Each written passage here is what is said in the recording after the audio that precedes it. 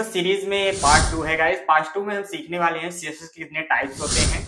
Mostly inline CSS पे cover करेंगे, उसके साथ ही एक्सटर्नल सीएसएस, उसके बाद इंटरनल सीएसएस क्या होते हैं, ये सारी चीजें गाइस इस वीडियो में सीखेंगे। और उसके साथ ही हम इनका प्रैक्टिकली यूज करके देखेंगे कि ऐसे काम करता है इनलाइन सीएसएस, एक्सटर्नल सीएसएस, उसके बाद इंटरनल सीएसएस किस तरह से काम करता है गाइस। तो कंप्यूटर स्क्रीन पर चलते हैं और सीखते हैं किस तरह से ये सारी चीजें काम करती हैं गाइस। तो लेट्स बिगिन। मैं विजुअल स्टूडियो कोड को गाइस ऑन कर लिया।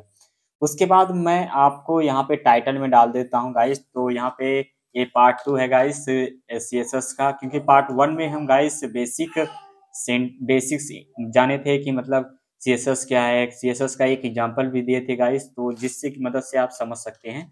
तो उसके साथ ही हम सबसे पहले यहाँ पे बताते हैं सीएसएस मोस्टली 3 टाइप से होते हैं, जैसे कि मेरा इनलाइन सीएसएस। इनलाइन सीएसएस बता दें, इनलाइन सीएसएस क्या होते हैं गाइस। इनलाइन सीएसएस मोस्टली जो एक ही लाइन में जो कोड लिखे जाए उसे हम इनलाइन सीएसएस बोलते हैं गाइस।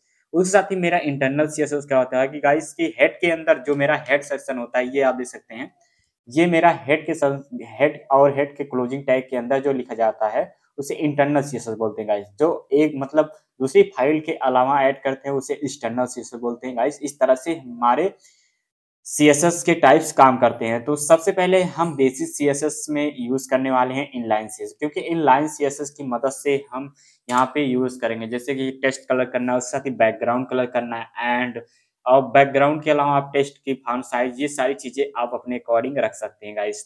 तो सबसे पहले मैं यहाँ पे एक हेडिंग ले रहा हूँ गाइस, क्योंकि हम हेडिंग टैग के बारे में जो मेरा एचटीएमएल कोर्स में हम बताए थे, हेडिंग क्या होते हैं, ये सारी चीजें उसमें बताए थे। उसके बाद हेडिंग में हम जैसे सीएसएस यूज करना चाहते हैं गाइस, तो स्टाइल लिखिए। स्टाइल एक हमारा एट्रीब्यूट्स होता है। एट्रीब्यूट्स उन्हें बोलते हैं जो मेरा मतलब कोई ना कोई मतलब उसके बीच में कोई वो हो, इक्वल टू लगा हो, वो मेरा एट्रीब्यूट्स कहलाता है गाइस। तो एट्रीब्यूट्स यूज करने के लिए आप सिंपली यहाँ से इसका, जैसे हमें बैकग्राउंड कलर करना है तो गाइस यहाँ पे बैकग्राउंड दे सकते हैं। तो यहाँ पे मैं ब्राउन दे रहा हूँ गाइस, ऑटोमेटिक सजेशन देता है मेरा।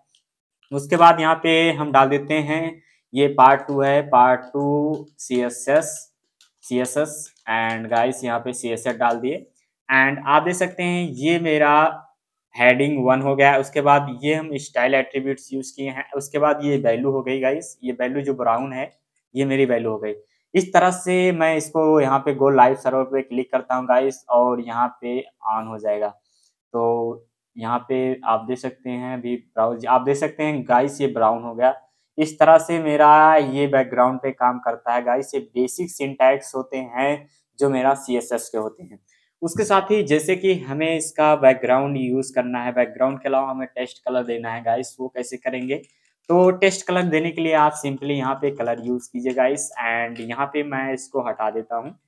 एंड उसके बाद मेरा जो अभी ब्राउन लिखे हैं, तो जो H1 हेडिंग है, मेरा जो H1 हेडिंग होती है मोस्टली सबसे बड़ी हेडिंग होती है गाइस, तो HTML में, क्योंकि ये हेडिंग पे हम इसी भी टेक्स्ट पे अभी मेरा कलर देखेंगे तो टेक्स्ट का कलर मेरा ब्राउन हो जाएगा। आप देख सकते हैं पार्ट 2 CSS, ये मेरा टेक्स्ट ब्राउन हो गया।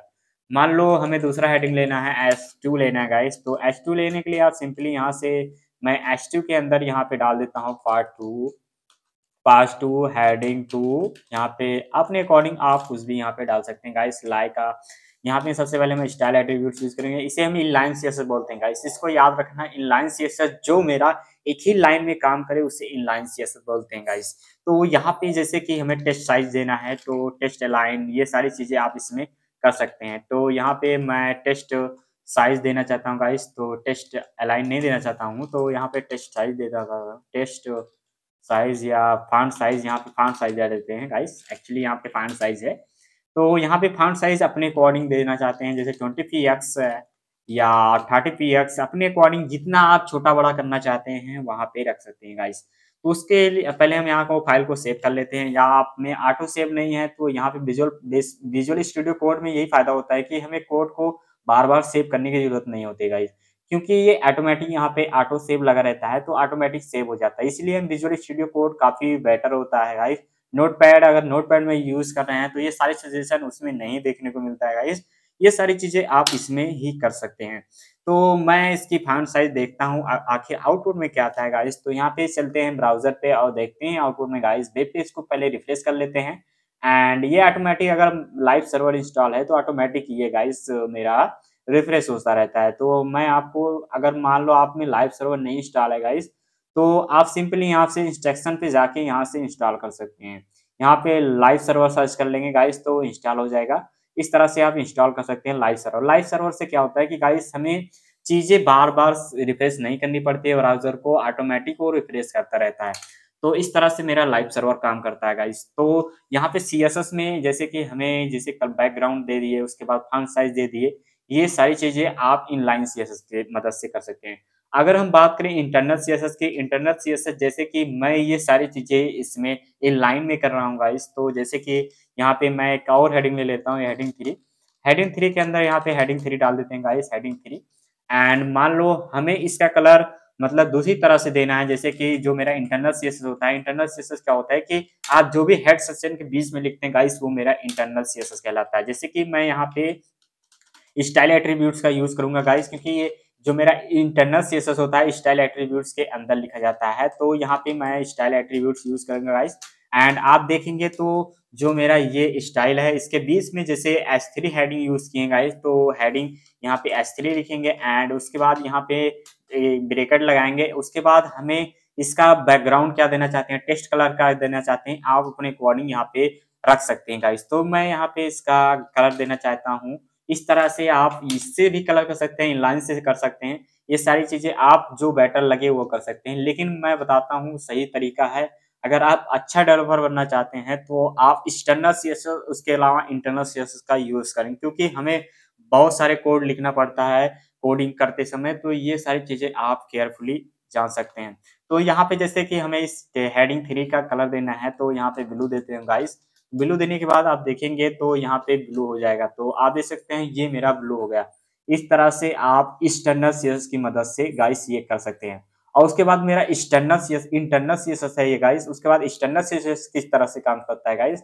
एक्सटर्नल सीएसएस यूज करने के लिए आप सिंपली, मैं आपको एक्सटर्नल सीएसएस भी बता देता हूँ गाइस किस तरह से काम करता है। एक्सटर्नल सीएसएस जैसे फाइल अदर फाइल बनाते हैं, वो सीएसएस की फाइल बनाते हैं गाइस। मैं आपको बता दे रहा हूँ किस तरह से काम करता है। तो जैसे कि ये मेरा पार्ट 2 है, तो यहाँ पे एक सीएसएस की फाइल ले लेते हैं गाइस, css.css। तो इस तरह से सीएसएस काम करेगा। तो जैसे पार्ट 2 में है, पार्ट 2 HTML, तो यहाँ पे हमें इस फाइल को लिंक करना पड़ेगा। लिंक करने के लिए आप सिंपली यहाँ पे यहाँ पे लिंक rel, उसके बाद rel रियल, एंड उसके बाद यहाँ पे उस फाइल का नाम देना होगा गाइस CSS या